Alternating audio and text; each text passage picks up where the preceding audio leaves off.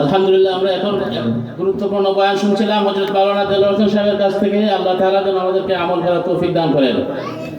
সম্মানিত তৌহিদি জনতা, আমাদের মধ্যে কিছুক্ষণের মধ্যে উপস্থিত হবেন আমাদের সদর থানার ওসি মহোদয়। এখন গুরুত্বপূর্ণ বয়ান পেশ করবেন রিচি গ্রামের কৃতি সন্তান হাফেজ মাওলানা মুজিবুর রহমান সাহেব। হযরতের মূল্যবান নসিহত পেশ করার জন্য সবিনয় অনুরোধ জানাচ্ছি।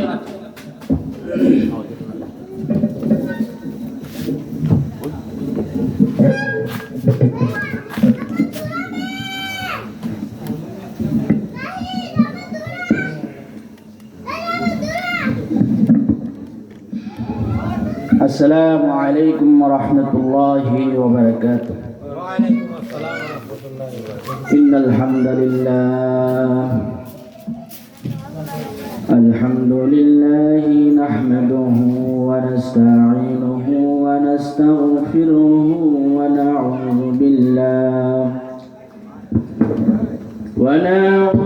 بالله من شرور أنفسنا. من يهده الله فلا مضل له ومن يضلله فلا هادي له. ونشهد أن لا إله إلا الله وحده لا شريك له ولا نظير له ولا مضير له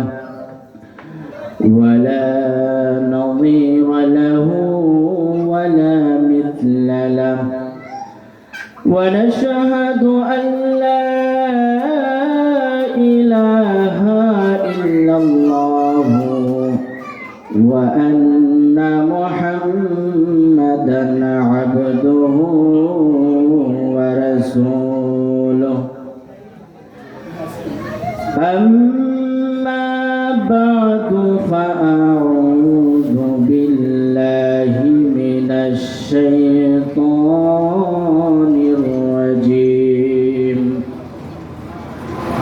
بسم الله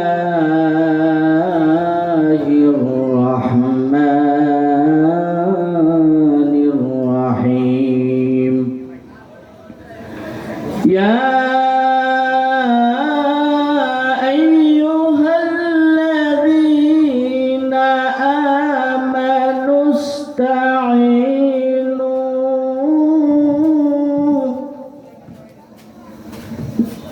يا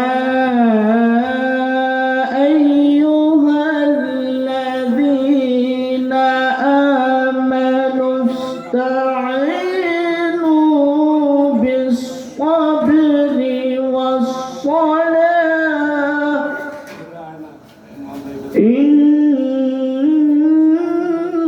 الله مع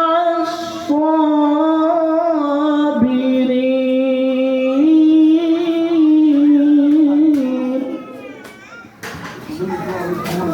صدق الله العظيم. عن أبي هريرة رضي الله تعالى عنه قال قال رسول الله صلى الله عليه وسلم: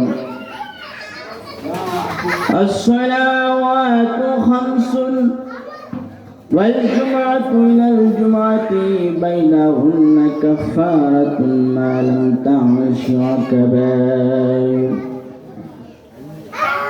صلى الله على سيدنا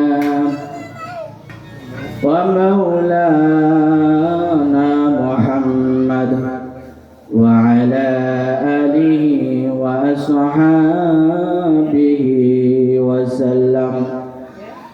صلى الله على سيدنا ومولانا محمد وعلى آله وأصحابه وسلم. بلغ العلا بكماله كشف الدجى بجماله حسنت جميع وخصاله صلوا عليه وآله لا إله إلا الله محمد رسول الله الحمد لله মরহুম হাজী বাবর আলী সাহেবের ইসালের সওয়াব উপলক্ষে রিচা হাইরাকুনা আলগাবাড়ি হবিগঞ্জ সদরের তৃতীয় বার্ষিক ওয়াজ উদ্দার মাহফিলের আজকের সম্মানিত সভাপতি সাহেব এবং আমার সামনে দিন দরদি ইসলাম প্রিয় ভাইয়েরা, পর্দার আড়ালে মা ও বোনেরা, সবার প্রতি আমার পক্ষ থেকে সালাম। আসসালামু আলাইকুম ওয়া রাহমাতুল্লাহি ওয়া বারাকাতুহু। সম্মানিত হাজিরিন, আমি আপনাদের সামনে অল্প সময় কিছু আলোচনা করব, আর সেই আলোচনাটা হলো আল্লাহ এবং নবীজির আলোচনা। কার আলোচনা? আল্লাহ এবং নবীজির আলোচনা। হাদিস শরীফে নবীজি সাল্লাল্লাহু আলাইহি ওয়াসাল্লাম ইরশাদ করেছেন, দুনিয়ার কোন একটা জায়গার মধ্যে যদি আল্লাহ এবং রসুলের আলোচনা হয়, সেই জায়গাটা দুনিয়ার জান্নাতের একটা স্থান হয়ে যায়। জোরে বলি না সুবহানাল্লাহ। আমরা যে মজমার মধ্যে এসেছি, এসে শরীক হয়েছি, নবীজির বাসায় ওই স্থানটা জান্নাতের একটা বাগান। দুনিয়ার মধ্যে সেই জায়গাটা কিসের বাগান হয়? জান্নাতের বাগান। আমরা জান্নাতের বাগানে এসে বসার তৌফিক কে দিয়েছেন? রব্বুল আলামিন কিয়ামতের দিন আমাদের নাজাতের উসিলা খুঁজবেন। আমরা আমাদের আমলের কম থাকার কারণে, গুনার পাল্লাটা ভারী থাকার কারণে হাসরের ময়দানে আমরা পেরেশানি হয়ে যাব। আমরা আমল আরেকটা খরচ আনার জন্য আরেকজনের কাছে যাব, কিন্তু আমরা কি আমাদের এই ঘাটতিটা পূরণ করার জন্য যে মানুষের কাছে যাব, ওই মানুষের কাছে পাওয়া তো দূরের কথা, এই মানুষের কাছে পাওয়া তো দূরের কথা, যার কাছে যাব সেও একটা আমলের জন্য হাসর ময়দানে পেরেশানিতে থাকবে। তাহলে বোঝা গেল পরকালীন জিন্দেগিতে আমল করার সময় নাই। আল্লাহ আমাদেরকে এই দুনিয়ার জিন্দেগি দিয়েছেন, এই দুনিয়ার জিন্দেগি দেওয়ার সাথে সাথে আমাদেরকে বলেছেন বন্দেগী করার জন্য, পরকালের ব্যবস্থা গ্রহণ করার জন্য। ওই সময়টা অতি অল্প সময়ের ভিতরেই আমরা পরকালের ব্যবস্থাটা গ্রহণ করে নিতে হবে। আর যদি আমরা পরকালের ব্যবস্থাটা নিতে না পারি, তাহলে আল্লাহ তাআলার কাছে আমরা ধরা পড়ে যাব। এজন্য আল্লাহর কাছে পরকালীন জগতে যাতে আমরা ধরা না খাই, দুনিয়ার মধ্যে ওইরকম মজমা হয়, দুনিয়ার মধ্যে এরকম জান্নাতের একটা মজলিস হয়, যাতে করে আল্লাহ তাআলা ওই মজলিসের উসিলা, আল্লাহ তাআলা কি খুঁজবেন? আমাদের ওসিলা খুঁজবেন। আল্লাহ তাআলা দেখবেন আমাদের আমল নামার মধ্যে এমন একটা আমল আছে, যে আমলটা হলো দুনিয়ার কোনো রাজা বাদশাকে আমরা খুশি করার জন্য ওই মজলিসে যাই নাই, দুনিয়ার কোনো মানুষকে খুশি করার জন্য ওই মজমার মধ্যে যাই নাই, দুনিয়ার কিছু পাওয়ার জন্য ওই মজমার মধ্যে যাই নাই, বরং গিয়েছিলাম একমাত্র আল্লাহকে খুশি করার জন্য। কিন্তু আল্লাহকে যদি আমরা খুশি করার জন্য ওই মজমার মধ্যে এসেছি, আল্লাহকে আমরা দেখি নাই। কিসের জন্য এসেছি? জান্নাত পাওয়ার জন্য। জান্নাতও আমরা দেখি নাই। কিসের থেকে বাঁচার জন্য এসেছি? আল্লাহর জাহান্নাম থেকে বাঁচার জন্য এসেছি। জাহান্নামও দেখি নাই। আল্লাহ বলবেন, বান্দা আমাকেও দেখে নাই, জান্নাতও দেখে নাই, জাহান্নামও দেখে নাই, না দেখে আমাকে খোঁজার জন্য, আমাকে পাওয়ার জন্য বান্দা আমাকে খুশি করার জন্য এরকম মজমার মধ্যে এসেছে। আমি আল্লাহর গুণগান শুনছি, আমার হাবিবের গুণগান শুনছে। এই আমলটা দেখার সাথে সাথে আল্লাহ তাআলা আমাদেরকে একটা নাজাতুল উসিলায় আল্লাহ আমাদেরকে জান্নাত দিয়ে দেন। জোরে বলি না সুবহানাল্লাহ। এজন্য এই মজমার দাম আল্লাহর কাছে আছে না নাই? আরো জোরে। সম্মানিত উপস্থিতি, বর্তমানে আমরা যে একটা বিষয়ের মধ্যে পড়েছি, আমাদের মধ্যে এমন একটা জটিল বিষয় এসেছে, সেই জটিল বিষয়টা সেই জটিল বিষয়ের নাম হচ্ছে ঈমান। যেটা বলেন কি? ঈমান। আমাদের ঈমানের দুর্বলতা আছে না নাই? কেমন আছে? আমরা যদি অল্প সময় কিছু বোঝার চেষ্টা করি, তাহলেই আমরা বুঝতে পারবো আমাদের ঈমান দুর্বল আছে কি নাই। এবার শুনুন, অল্প সময়ের ভিতরে আমি চেষ্টা করব কিছু বুঝায় কিছু আলোচনা করার জন্য। ঈমানের কি ঘাটতি আছে আমাদের মধ্যে? সবচেয়ে বড় ঈমান, যে ঈমানের মূল্য দুনিয়াতেও আছে, পরকালেও আছে। যেটা বলেন আছে কিনা নাই? দুনিয়ার মধ্যে কি আছে? দুনিয়ার মধ্যে আল্লাহ তাআলা এই ঈমানের মর্যাদা দিয়েছেন। লা তাকুলু ফিল আরদি আল্লাহ আল্লাহ। আল্লাহর নবী, বিশ্ব নবী রাহমাতুল লিল আলামিন ডাক বলেন, উম্মতেরা রে, একটা ঈমানদার সে যখন ঈমান গ্রহণ করবে, ঈমান গ্রহণ করার পরে এই ঈমানদারের মর্যাদা আল্লাহ রাব্বুল আলামিন দুনিয়াতে কি পরিমাণ দিয়েছেন, শুনবা। আল্লাহ নবী বলেন, এই পরিমাণ দিয়েছেন, একটা আপনা ঈমানদারের কারণে আল্লাহ আসমান এবং জমিন ধ্বংস করে দিবেন না। ঈমানদারের মূল্য আছে না নাই? তাহলে বোঝা গেল আল্লাহর কাছে ঈমানদারের মূল্য আছে। ঈমানদারের কারণে আসমানও ঠিক রাখবেন, জমিনও ঠিক রাখবেন। এটা আপনা ঈমানদার। লা তাকুলু ফিল আরদি, লা তাকুমু সাআতু ফিল আরদি আল্লাহ আল্লাহ। আল্লাহ নবীজি বলেন যে লা তাকুমু সাআ ফিল আরদি আল্লাহ আল্লাহ, যে লা তাকুমু সাআ হাত্তা ইউকালু ফিল আরদি আল্লাহ আল্লাহ, যে ততক্ষণ পর্যন্ত কিয়ামত আসবে না যতক্ষণ পর্যন্ত একটা ঈমানদারের মুখ থেকে আসে আল্লাহ আল্লাহ আল্লাহ আল্লাহ আল্লাহ আল্লাহ, এরকম ঈমান। আবার কিয়ামতের দিন কি ঈমানদারের কি মর্যাদা? কিয়ামতের দিন মর্যাদা কি হবে নবীজি তাও বলেছেন। কি বলেছেন? যে মুসলিম শরীফের রিওয়ায়াত, আল্লাহ নবীজি ইরশাদ করেছেন যে একটা বান্দা তার কোনো আমল নাই, সেই ইমানদার কোনো আমল নাই, সেই ইমানদার সেই ঈমান গ্রহণ করেছে, সেই বিশ্বাস করেছে যে আল্লাহ ছাড়া আর কোনো মাবুদ নাই, তাছাড়া আর দুনিয়ার কোনো আমল তার নাই, নামাজ নাই, রোজা নাই, হজ নাই, যাকাত নাই, কিছুই নাই।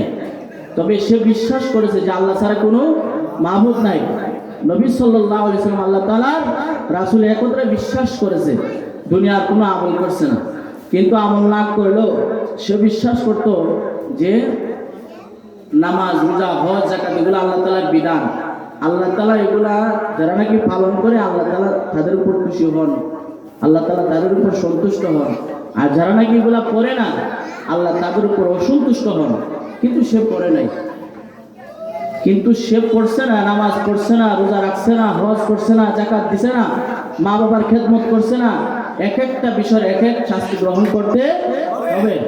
কিন্তু ঈমানদার আসছে, ঈমানের বদৌলতে আল্লাহর নবীজি মুসলিম শরীফের রিওয়ায়াতে ইরশাদ করেছেন, আদ-দুনিয়া ওয়া আশরাতুন আমসালিহা, সামান্য ঈমানদার ঈমান নিয়ে মরতে পারছে, এই ঈমানদারের মর্যাদা আল্লাহর নবীজি বলেন, এই যে দুনিয়া দেখছো, এই দুনিয়ার সাথে আরো 10টা দুনিয়া যোগ করলে যত বড় হবে, এত বড় একটা জান্নাত সেই আব্বা ঈমানদারের আল্লাহ দান করবে। আরো জোরে বলি না সুবহানাল্লাহ। তাহলে বোঝা গেল ঈমানদারের মর্যাদা দুনিয়াতেও আছে, আসমান জমিন টিকায় রাখবেন, আখিরাতেও আছে। এবার শুনুন, সে ঈমান, যে ঈমান গ্রহণ করেছেন সাহাবায়ে কেরাম, জোরে বলেন সাহাবায়ে কেরাম ঈমান গ্রহণ করার কারণে তারা তাদের উপর দিয়ে বিপদের স্টিমার রুল চলছে। জোরে বলেন ঠিক কি না? বিপদ তাদের উপর আসে নাই? জোরে বলেন আসে নাই? এমন বিপদের সম্মুখীন হয়েছেন, এমন বিপদের সম্মুখীন হয়েছেন কিসের কারণে? সেই ঈমান গ্রহণ করার কারণে। শুধু ঈমান গ্রহণ করছেন, নবীজির খেদমতে তারা তাশরিফ গ্রহণ করতেন, নবীজির কাছ থেকে তারা ইসলাম গ্রহণ করছেন, নবীজির খেদমতে আসিয়া তারা ইসলাম গ্রহণ করছেন, নবীজির খেদমতে তারা থাকতো। এজন্য মক্কার কাফের মুশরিকরা সাহাবায়ে কেরামদেরকে এত নির্যাতন নিপীড়ন করেছেন, তারা বাড়ি ছাড়তে হয়েছে, ঘর ছাড়তে হয়েছে। কিন্তু সাহাবারা একমত হয়েছিলেন যে ঈমানের জন্য, ঈমান গ্রহণ করেছি তো কি হয়েছে, ঈমান নিয়ে মরবো, ঈমান নিয়ে মরতে পারি, কিন্তু সামান্য সময়ের জন্য ঈমান ছাড়তে পারি না। সেই ঈমান ছাড়বো না। ঈমান রাখার জন্য, ঈমান রক্ষার জন্য যদি বাড়ি ছাড়তে হয় বাড়ি ছাড়বো, ঘর ছাড়তে হয় ঘর ছাড়বো, বিবি বাচ্চা ছাড়তে হয় বিবি বাচ্চা ছাড়বো, তারপরও এক মুহূর্তের জন্য ঈমান ছাড়বো না। এবার লক্ষ্য করে দেখুন, আল্লাহর নবী এক সাহাবী উম্মে শরীক রাদিয়াল্লাহু তাআলা আনহা, উনি ইসলাম গ্রহণ করার কারণে মক্কার কাফেররা মক্কা থেকে মরুভূমির মধ্যে নিয়ে যায়। সেখানে নিয়ে 3 দিন যাবৎ পর্যন্ত শুধু শুকনা রুটি খাওয়ায়, শুধু শুকনা রুটি খাওয়ায়। 3 দিন পর্যন্ত শুকনা রুটি খাওয়ানোর পরে আল্লাহর নবীর সাহাবী উম্মে শরীক রাদিয়াল্লাহু তাআলা আনহা ডাক দিয়া বলেন, ও মক্কার কাফেররা, 3 দিন পর্যন্ত আমাকে শুধু শুকনা রুটি খেতে দিয়েছো, এই মুহূর্তে যদি আমাকে পানি না দাও তাহলে আমি চটপট চটপট করে আমি মৃত্যুবরণ করব।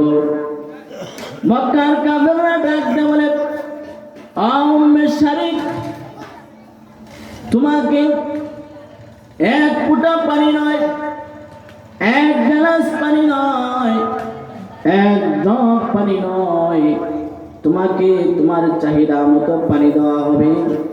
তবে শর্ত হচ্ছে তুমি আল্লাহর নবীর কাছ থেকে যে ঈমান গ্রহণ করেছো সেই ঈমান তুমি ছেড়ে দিতে হবে।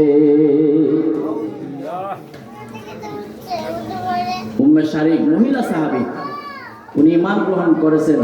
এর অপরাধে মক্কার কাফেররা মক্কা থেকে মরুভূমির মধ্যে নিয়ে যায়, সেখানে নিয়ে 3 দিন পর্যন্ত শুকনা রুটি খেতে দিয়েছে, পানি দেয় নাই। এই পানির পিপাসায় এমন পিপাসা লাগছে ওনার যে উনি মৃত্যুবরণ করবে। উনি বলতেছে, আমি চটপট করে মৃত্যুবরণ করবো তোমরা যদি পানি না দাও। কিন্তু মক্কার কাফেররা শর্ত দিয়েছে, হ্যাঁ উম্মে শরীক, তোমাকে এক ফোঁটা পানি নয়, তোমাকে যা ইচ্ছা তা পানি দেবো, তবে শর্ত হলো কি ঈমান ছেড়ে দিতে হবে। জোরে বলি না নাউযুবিল্লাহ।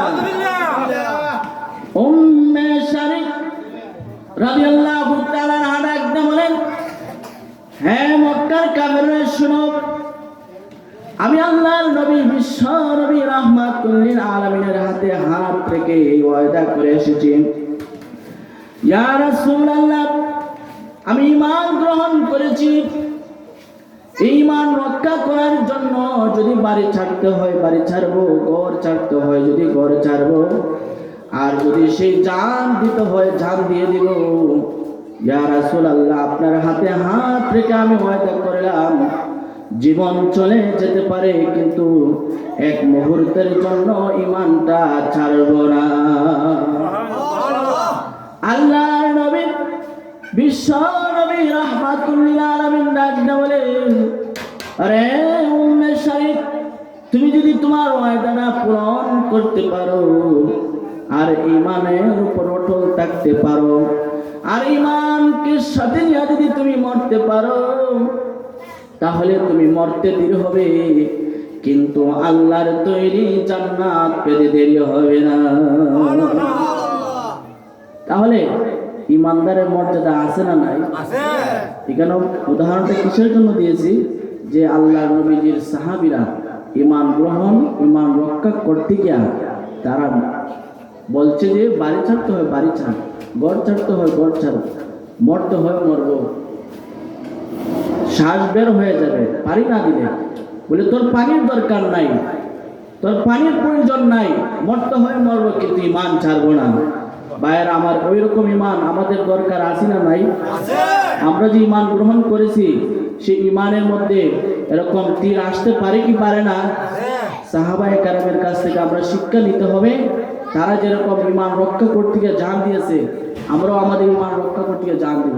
রাজি আছি ইনশাআল্লাহ? আরো জোরে বলেন ইনশাআল্লাহ। ভাইয়েরা আমার, শুধু তাই না, সাহাবীরা এরকম ইমান রক্ষা করতে গিয়ে তারা তাদের বিবি বাচ্চাদের কাছ থেকে পৃথক করে দিয়েছে। মক্কার কাফেররা শিয়াবে আবু তালেবের জেলের মধ্যে বন্দী করে রাখছে। সাহাবায়ে কেরামদেরকে মক্কার কাফেররা ইমান গ্রহণ করার অপরাধে তাদেরকে লতা পাতা দিয়েছে খাওয়ার জন্য। কোন খাবার দেয় নাই, রুটি দেয় নাই, গোশত দেয় নাই, ভাত দেয় নাই। কিসের অপরাধে? ইমান গ্রহণ করার অপরাধে। ইমান গ্রহণ করেছে, এর অপরাধে তাদেরকে শিয়াবে আবু তালেবের জেলের মধ্যে বন্দী করে রাখছে। তারা বলছে সাহাবায়ে কেরামের কাছ থেকে আমরা শিক্ষা নিতে হবে। তারা শিয়াবে আবু তালেবের জেলের মধ্যে বন্দী হতে পারে, তারা বন্দী হতে পারে, জীবন বিসর্জন দিতে পারে। তারা উপাস রয়েছেন, একাধারে কয়েকদিন যাবত উপাস রয়েছে তাদেরকে শিক্ষা দেওয়ার জন্য। বলে একটি তোমাদের অপরাধ যে তোমরা ইমানদার, ইমান যদি ছেড়ে দাও তাহলে আজ থেকে তোমাদেরকে এরকম বন্দী থেকে মুক্তি করে দিবে। প্রিয় ভাইয়েরা আমার, এখনো আমাদের সামনে ইমান মুসলমান হওয়ার কারণে এই বিশ্বের একটা জায়গা ফিলিস্তিন, এই ফিলিস্তিন মুসলমানদের একটাই অপরাধ। তাদের অপরাধ কি? তারা মুসলমান। এই মুসলমানের অপরাধের কারণে, মুসলমান এই অপরাধের কারণে তাদেরকে বোমা মেরে হত্যা করেছে। আপনারা দেখছেন কি দেখছেন না? গাজা, এই আমেরিকা থেকে এই গাজাবাসীদেরকে তারা আগুন দিয়ে পুরে ছাইখাই করে দিবে এরকম প্ল্যান নিছে। কিন্তু আল্লাহ রাব্বুল আলামিন এই আরশে আজিমের মধ্যে থেকে এই এরকম দৃশ্যটা দেখতে পারছেন কি না? পারছিলেন না? যে আল্লাহ তাআলা এরকম বুঝতেছেন যে তোরা আমার নিরহ বান্দাদেরকে মারতে চাইছো আগুন দিয়ে পুরার জন্য, কিন্তু আমার আরো সার সহ্য হচ্ছে না। আল্লাহ তাআলা নিজ কুদরতি গায়বী গজব দিয়েছেন, কুদরতি গজব, কুদরতি আগুন, যে আগুন কেউ ধরায় নাই। আমেরিকা বিলাস বহরের মধ্যে এমন আগুন ধরছে, একদিন দুই দিন নয়, প্রায় 10 দিন যাবত এই আমেরিকাকে এমন আগুন দিয়ে আল্লাহ গজব দিয়ে ধ্বংস করছে। এই তারা 100 বছরও এই ক্ষতিপূরণ, এই ক্ষতি যেটা ক্ষতি হয়েছে এই ক্ষতিটা পূরণ করতে পারবে। তাহলে এই ফিলিস্তিনি গাজাবাসীদের অপরাধ কি? তারা মুসলমান। তারা যদি আত্মসমর্পণ করত, হে আমেরিকাবাসী, হে ইসরায়েলবাসী, আমরা আজ থেকে মুসলমান না, খোদার কসম এই ইসরায়েল আর আমেরিকা ষড়যন্ত্র আর করত না। কিন্তু ফিলিস্তিনের কাছ থেকে আমরা শিক্ষা গ্রহণ করতে হবে। তারা বলছে যে আমাদের ঘর বাড়ি পুড়িয়ে দিতে চাও, পুড়িয়ে দাও। আমাদের কুলের বাচ্চাকে নিয়ে তোমরা গুলি করে হত্যা করতে চাও, করে দাও। আমাদের স্বামী থেকে বিবিকে পৃথক করতে চাও, করে দাও। আমাদের ঘর বাড়ি সব পুরে ছাইকাই করে দিতে চাও, দিয়ে দাও।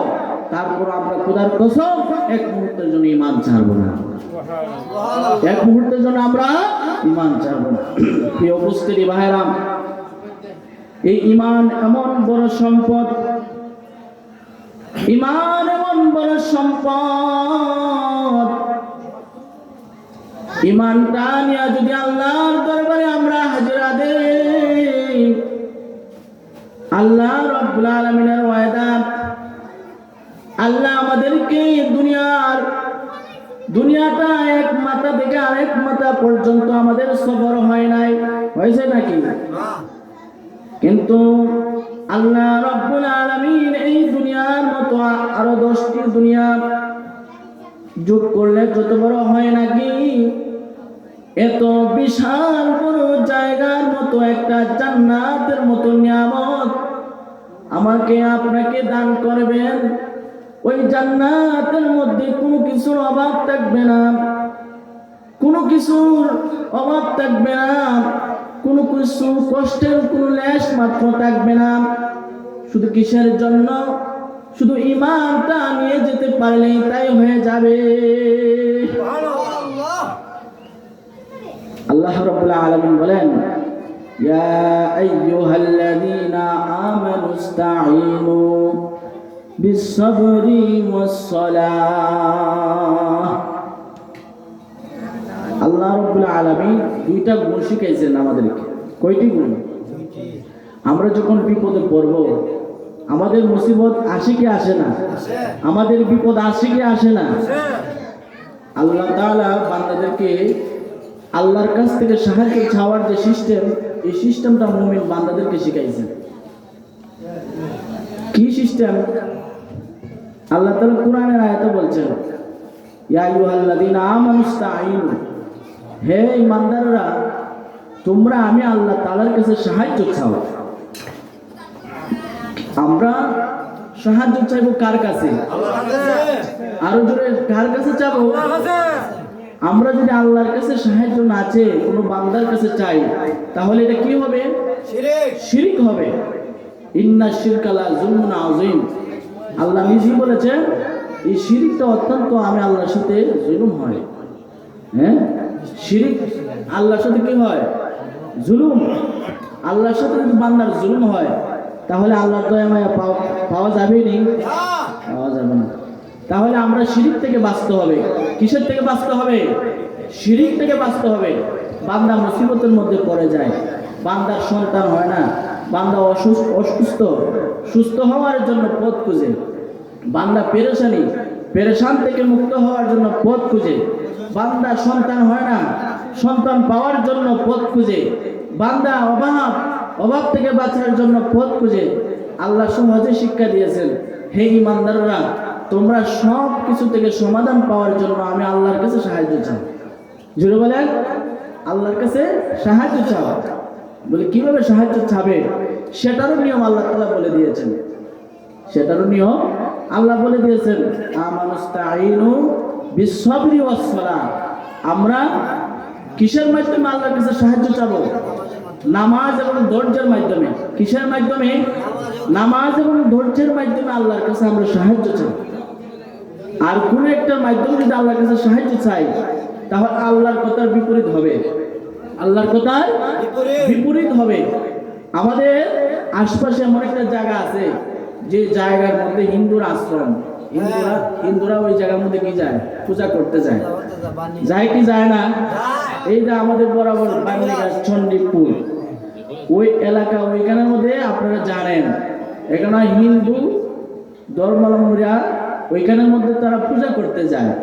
তারা তাদের জায়গায়, এটা জোরে বলেন ঠিক কি না? কিন্তু ওইখানের মধ্যে মুসলমান, যে নাকি মুসলমান ঈমান গ্রহণ করেছে, আল্লাহ ছাড়া কোনো মাবুদ নাই, মুহাম্মদ সাল্লাল্লাহু আলাইহি ওয়াসাল্লাম আল্লাহ তাআলার রাসূল, এই কথাটা যারা স্বীকার করছে তারাই তো মুসলমান। মুসলমানের ঘরে জন্ম নিয়েছে, কিন্তু নেওয়ার পরে সে কি বলতেছে? যে অসুস্থের মধ্যে পড়েছে, বিপদে পড়েছে, বিভিন্ন সমস্যার মধ্যে পড়েছে। এই সমস্যা থেকে সমাধান পাওয়ার জন্য ওই হিন্দুদের আশ্রমে যায়। তারা ওইখানে গিয়ে তারা মান্যত করে, ওইখানে গিয়ে তারা শিরিক করে। বলেন ওই শিরিকটা আল্লাহ তাআলার সাথে জুলুম হচ্ছে কি হচ্ছে না? আল্লাহ তাআলা বলছেন তোমরা বিপদে পড়বে, তোমরা মুসিবতের মধ্যে পড়বে, তোমরা অসুস্থ হবে, তোমরা সব কিছু থেকে সমাধান পাওয়ার জন্য আমি আল্লাহর কাছে সাহায্য চাও। বলে কিভাবে সাহায্য চাবে? ইয়া আইয়ুহাল্লাযীনা আমানু ইসতাঈনু বিস-সাবরি ওয়াস-সালাহ। আমি আল্লাহ তাআলার কাছে সাহায্য চাবে নামাজ এবং ধৈর্যের মাধ্যমে। ধৈর্য কি জিনিস? ধৈর্য হচ্ছে সবর। সবর হচ্ছে ধৈর্য। ধৈর্য মানে তুমি ধৈর্য ধরবা, বিপদে পড়েছো ধৈর্য ধরবা, অভাবে পড়েছো ধৈর্য ধরবা।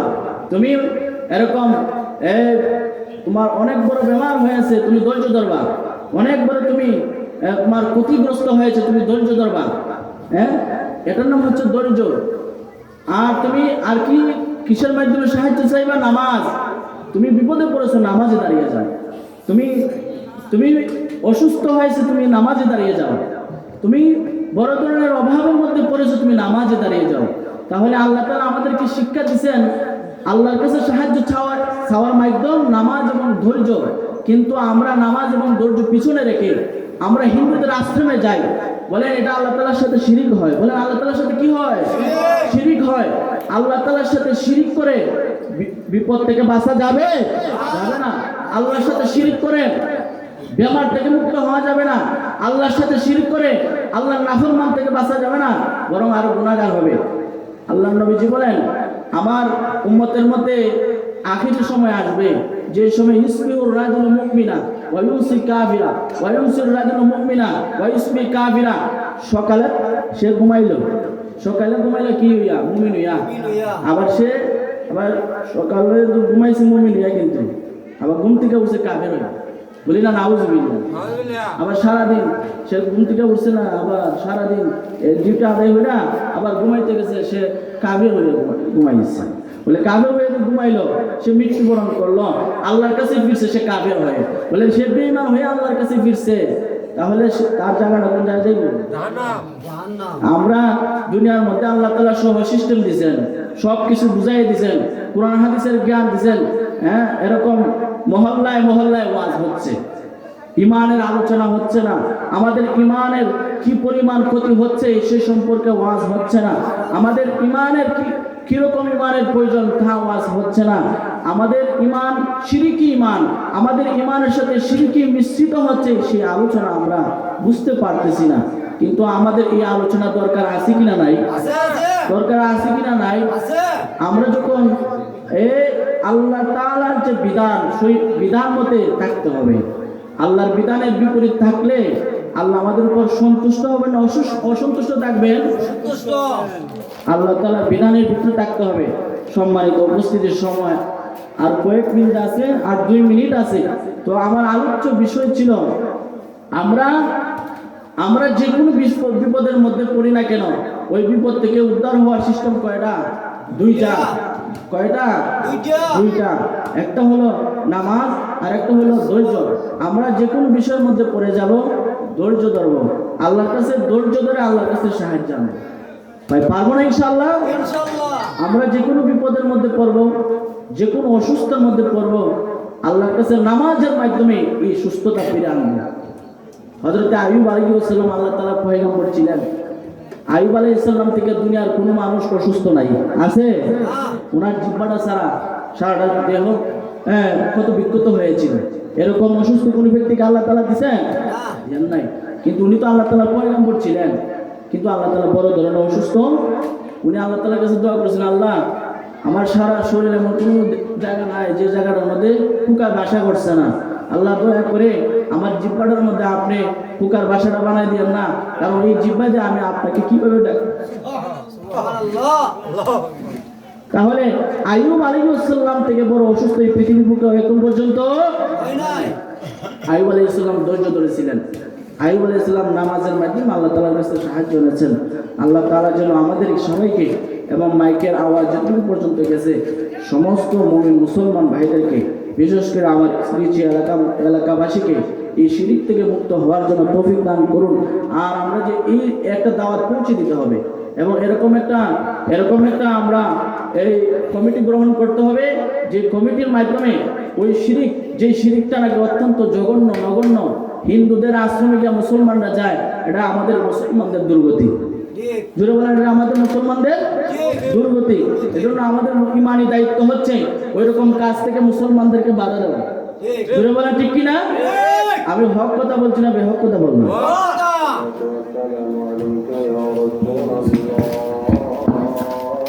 আলহামদুলিল্লাহ।